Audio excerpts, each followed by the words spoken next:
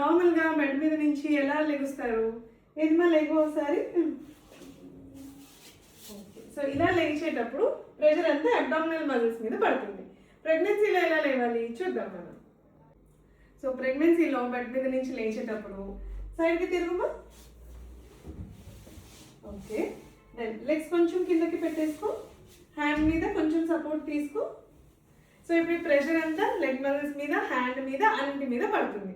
So ఇది correct method. And మీరు ఎప్పుడైనా ఏదైనా బెండ్ చేసి ఏమైనా తీయాలి. నార్మల్గా ఎలా తీసుకుంటారు? నార్మల్గా తీసుకో.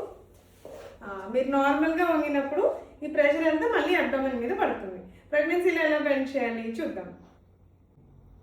ఇదే మీరు ప్రెగ్నెన్సీలో బెండ్ అవ్వాలి అనుకుంటే ముందు లెగ్స్ బెండ్ చేసి స్క్వాటింగ్ పొజిషన్ లాగా తీసుకుంటే అబ్డామిన్ మీద ప్రెషర్ అనేది ఉండదు. స్క్వాట్ అనేది సేఫ్ ప్రెగ్నెన్సీలో. Thank you. తిను మా స్టాఫ్ మహా, తిను లక్ష్మి, తిను ప్రియా, తిను కీర్తి. సో మేము ఎక్కువ పేషెంట్స్ని డిస్టర్బ్ చేయకూడదని చెప్పేసి మా స్టాఫే మీకు డెమోస్ చూపిస్తున్నారు. Okay, thank you.